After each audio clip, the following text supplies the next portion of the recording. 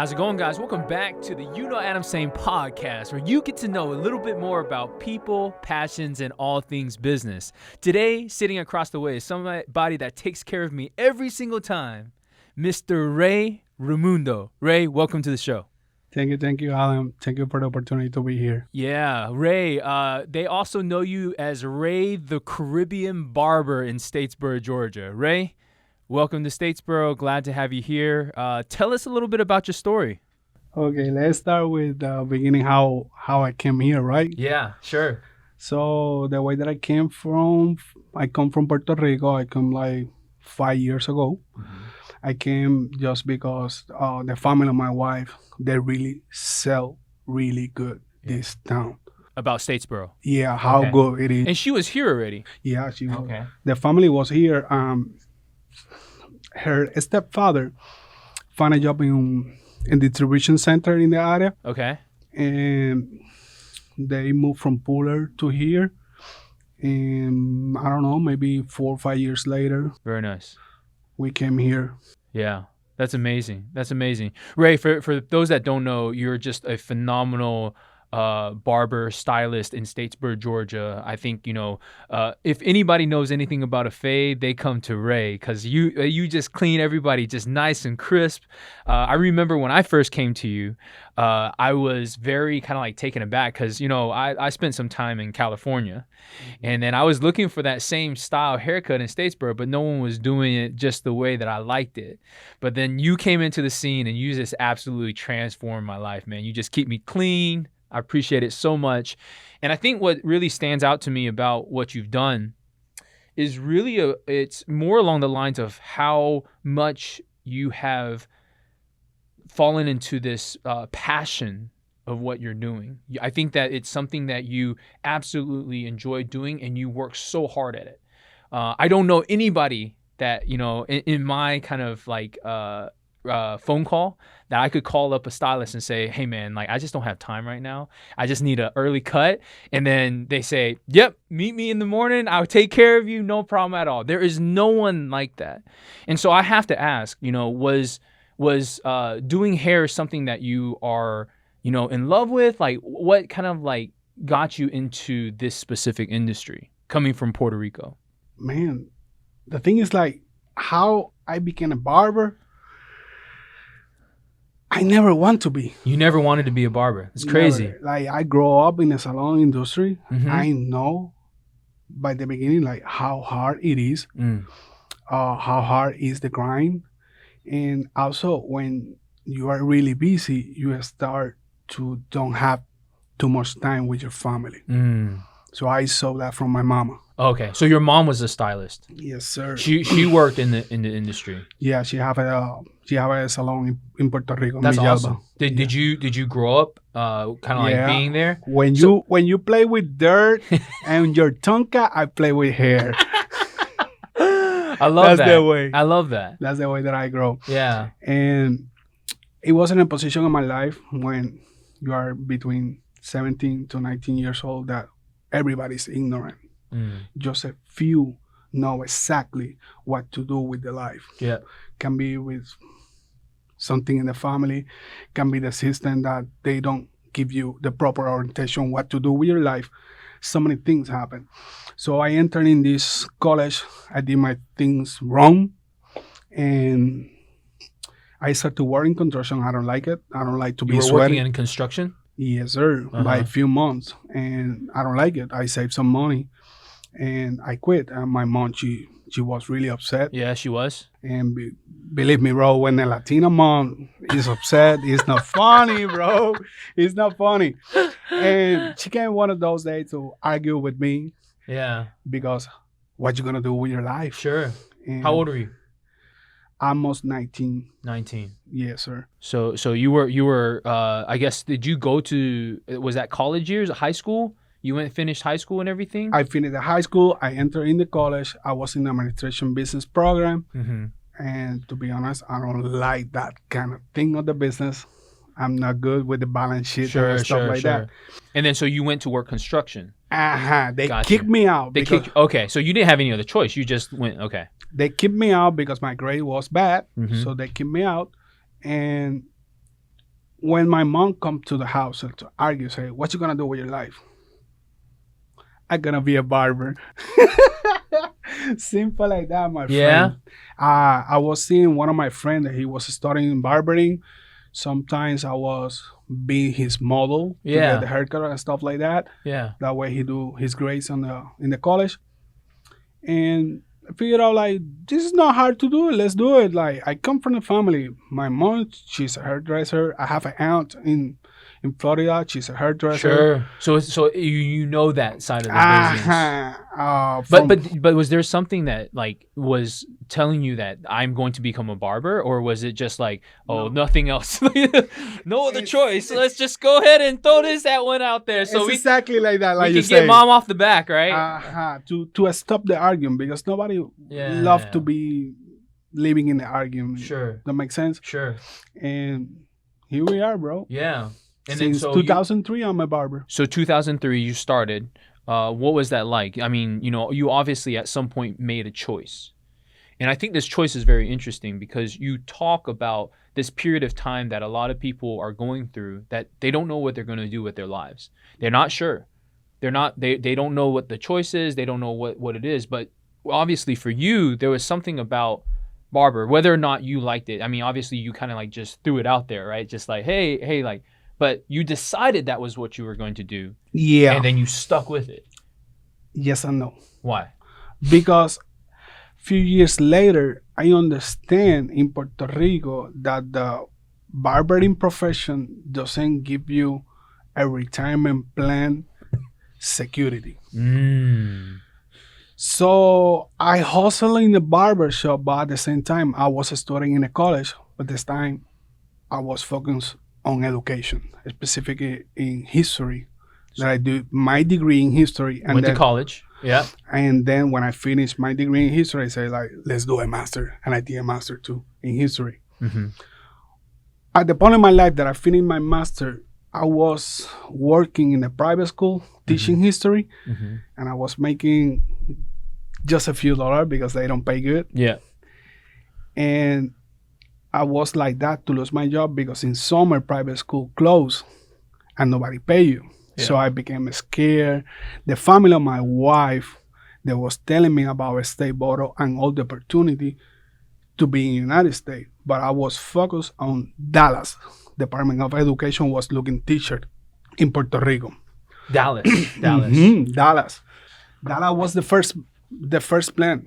But when I made the interview, my English right now is not really good. But at that point, my friend, you know me, bro. Sure. It was really a struggle. So I don't pass the interview, not because my knowledge as a teacher, is because my knowledge in the English. Sure. So I say, let's do it. Let's go to Georgia. Let's learn the language, and then apply again. It's so crazy to me that you make that decision because, you're talking about leaving your family behind, leaving everybody you know. Of course, like your wife's family is here right now, so that's a little bit benefit. But everything that you knew at that point is back home. Your mom, right? Like your mom's like back home, and you make that decision to come here not knowing the language very well. Right, like that's another factor. Like when you're back in Puerto Rico, it's so easy for you to just do it. Yeah, exactly. And then you come out here and then you do it. Can you describe to me what that initial part of it was like? Like how did you even get started? How did you know that what you needed? Because now you've kind of like grown, right? Like you have a massive following of people that just like everyone I talk to, even just right now outside of this room, I told them that Ray was coming, and literally one of the guys was like, "Ray's the man." How do you go from like not being unknown to that? I don't know. You hear that thing like you need to leave your town to grow. And that a small town mentality to grow. Sure. So everybody say, let's go to the big cities. Sure. But my choice, I can't go to San Juan. Yeah. I can go to Ponce, Mayagüez, big cities of Puerto Rico. Sure. But I decide to go even further. A little more. Sure. To another country. Sure. Another culture. Sure. Another language. Sure. Sure. And another ethic of work. Sure. And It was hard, yes. Mm. And you know, we have a brewery right here. A what? A brewery, they make beer right Yeah, here. a brewery. Yeah. And I was taking lunch over there Okay. by 6 months, eating the same thing every weekend because I was working in downtown part-time as a barber Uh-huh. and working in the distribution center picking box full-time. Distribution. Uh-huh. Oh, wow. I didn't know this. So I was auto filler over there. And when I came here on weekends that I take the lunch in Eagle Creek, can I get a burger, no pickle, no onion, and a soda? Man, that menu is like this. It's so big. And the only possible for me in the first 5 months to order was a burger. Yeah. And Was it because it tasted like you knew what a burger was? that's the first thing. And second, because it was more easy to order. Yeah. So When I learned how to order a chicken BLT with an egg, I mean, that's a game changer. It's That's a game crazy. changer. And in the barber shop with my coworkers in Kingdom Cut, so I have a comb in my hands, penilla, and say, how you call this? Mm. The guards of the clipper, how you call this? Yeah. How you call this? Yeah. Because I knew the half of the sentence, but not the other half of the sentence. Yeah. That makes sense? Yeah. So that kind of thing helped me a lot to learn fast Well, you had to. the English because, like you say, I have to because nobody in the shop speaks Spanish. Only my customers. Yeah. And the struggle is real, my friend. Sure, of course. But it's a mindset that you want to kill that struggle Yeah. or be killed Yeah. by that struggle. I Ki- take kill- that decision to come here. Yeah. I will not be killed by the struggle. Yes. I will kill the I struggle. love that. I love that. So mentality. Mm-hmm. So in the beginning, did you start out by kind of like working at the distribution center? Yes, sir. So you started there, and then you created like this part-time position over at somewhere that had like that you were able to do that at, right? How to explain? Like, they tell me like, hey, this is what you're gonna make, and this is the hours that you're gonna make, and this is the day that you're gonna work. Yeah. That makes sense. And I say like, it's only Monday to Thursday. What I gonna do Friday and Saturday? Sure. And I tell to my father-in-law, like, man, like, I'm a barber. Yeah. I got my equipment with Sure. me. I bring my You equipment. brought it? I bring my equipment from Puerto Rico to here. Was there an expectation at that time that you The were going to do hustle- that? You wanted to do it? To hustle, make extra money. I wasn't expecting to be a barber at that point in my life. I was thinking to be a history teacher. Sure. But you just wanted to make some extra money along the way. Exactly. To kill some free time. Sure. And when I came to the shop, my father-in-law, he did the interview for me. Yeah. My English? No, you couldn't speak No at all. bueno. So the three people sat down. It was your father-in-law, you, and then the person that interviewing you. Exactly like that way. Do you remember like the way that you felt, or like what were you going through your mind? Like, were you like, oh man, this is gonna be? I don't know what I'm doing. Exactly like that. Because like, can you tell him like this? What he say? But tell him this. Yeah. And then you have to translate and then back and forth. It's little struggle showing picture. Hey, This I'm is a what I barber. can do. I know Yeah. what I'm doing. Yeah. But I'm the new guy in town. Sure. And to be honest, the risk that the owner of this shop hire me was really high. Sure. And to be honest, I don't know if I do that. Yeah. For Because- somebody else. Because how you gonna communicate with your employees? Sure. Like you have business. Sure. How you gonna communicate with an employee that doesn't talk your language? That's right. It's really hard That's crazy. for you That's crazy. and for your employee too. Yeah. So here we are. But yeah, so we get to the point, you're still working at the distribution center, you're cutting hairs on the weekend. What kind of like made the shift where you like, hey, I think that maybe like haircuts and barbershops One is day. the way. What day? 24th of December of 2017. I'm good at history, so I'm good in date. What happened on that day?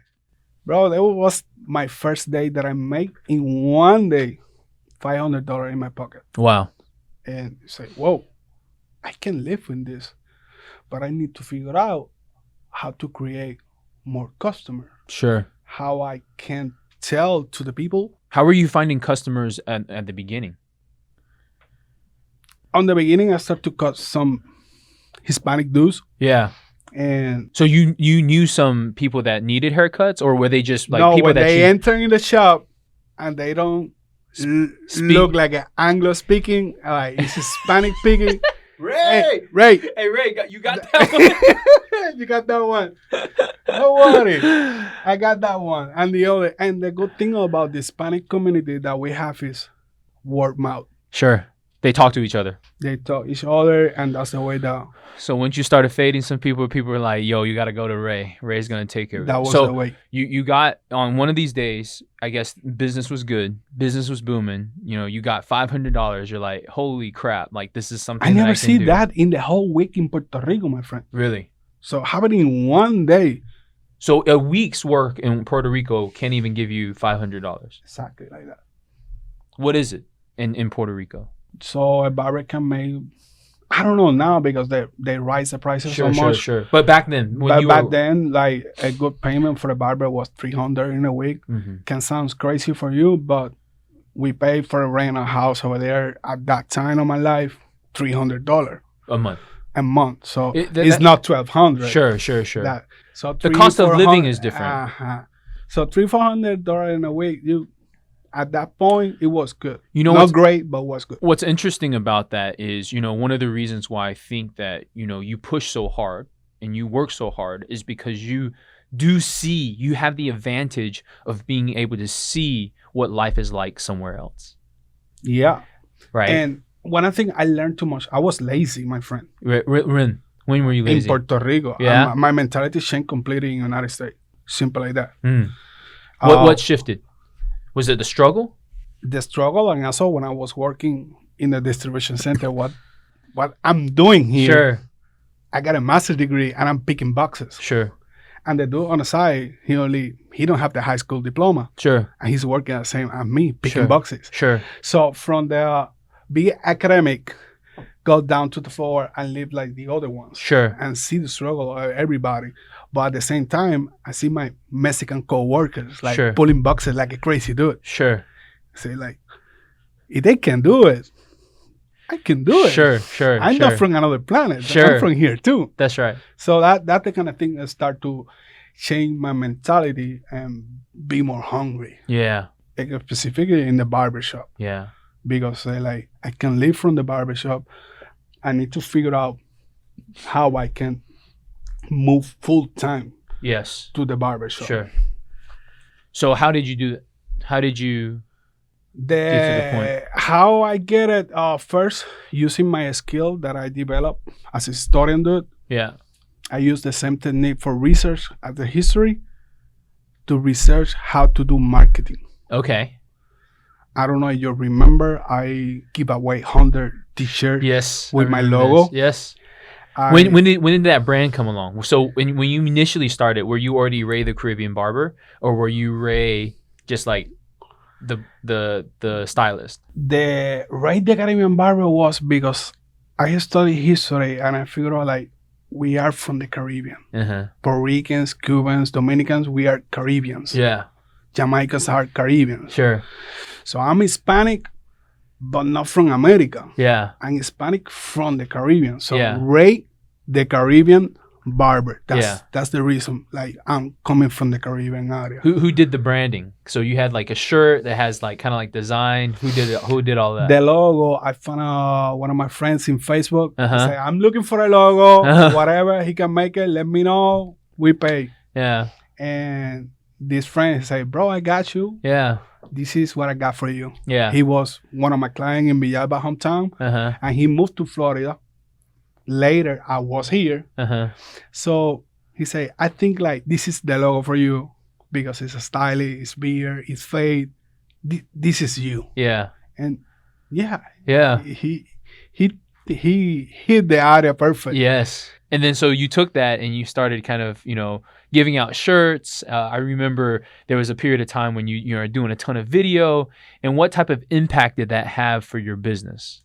The media is unique, my friend. Yeah. It's something that can change. Investing in promo your business in the social media is gonna change completely. But the most important that I see is I saw a lot of barbers. I don't say nothing about this country. I saw a lot of barbers around the world. They promote themselves using Photoshop and stuff like that. They say, if I do that, when they go to my chair, they're not gonna receive the same haircut because has some kind of edit on the computer. Sure. So I told with my dude, like, bro, like we need to do a straight, like, Yeah. no edit. Yeah. And that's the way that we did it. Yeah. Every single one. Everything. And that design, like, it's like a signature. Yeah. I will not edit any job. Got you. When did you leave the job at the distribution center? If I know, bro, was the summer of 2018. And how did you feel at that point? Was the side hustle already big enough that you didn't care about? It was better than. It was already better. It was only in 2 days. The check was better than the whole week in the other place. Gotcha. So what I did, I cut some debt so that way I don't need the ticket so high, so I can live with less. Yeah. That makes sense? Sure. So what are you talking about there? Like you adjusted your lifestyle. Because like I don't want to continue have 2 jobs. It's killing me. I was working from 5 o'clock in the morning Okay. to 3 o'clock in the distribution center. Yep. 4 o'clock, I was in my apartment, taking Yep. a bath, changing my clothes, come here at 4:30, and continue working to 8 o'clock at night Every day. every day. Yeah. Until I made the clientele like, yeah, I can live from here. Yeah. And then so when you did that, after you did it, how were you able to secure your clientele? Well, first, I meet John Bertie, that you know him, Yeah. in the distribution center. And Okay. he said, I'm a YouTuber. I got a camera. I got a computer. Let's do some video. I never do it. Let's start. I never do it too. Yeah. And with the promo and with the mentality that I need to be in a shop all day, even when I don't have customers, create like a mindset for the customer. Like, even if I don't book, I know that he's gonna be there. Yeah. Later was a struggle because I start to be booked, and so I can't do walking, my friend. You Sure. need to make an appointment. Sure. So that's the thing. I got you. Let me ask you something like different and more of like advice that you have. So, a lot of people are, potentially wanting to do something else, wanting to be an entrepreneur, wanting to start their own business. You've done it, right? You went from a job that you were working for corporate, right? Which is like, the distribution center. And then you moved to basically setting your own time, your own schedule. You are your own boss, right? What advice would you have to someone that looks at that and wants to do it themselves? Grind. Invest every dollar that you have in your pocket in your business. Forget about the fancy trip, fancy cell phone, fancy computer, fancy clothes. Forget about all about that. Just invest money in your career, invest money in your business. How to bring more people, how to bring more quality to the customer. That's the key, my friend. Yeah. That's the key. Like, when you go to the place and the guy, he do nice service, but the place doesn't look good, can be a yes or no of the return. Sure. When you go to the place that is looking clean, it's looking nice, and the service is so, again, can be a so to return. But when you invest money in your craft, when you invest money in your business, when you invest money in your building, my friend, you got the recipe. Yeah. I love that. What's on the horizon? What's next for Ray the Caribbean Barber? You know what I'm talking about. Hey, anything that you can tell us right now? I definitely, most of my guys, they know that I want to open a shop. Okay. Definitely is one of the goals. I want to expand the brand. Yeah. And not from the county, because I think I'm not gonna be here only with one shop in a state bottle. Sure. But also bring more people. Sure.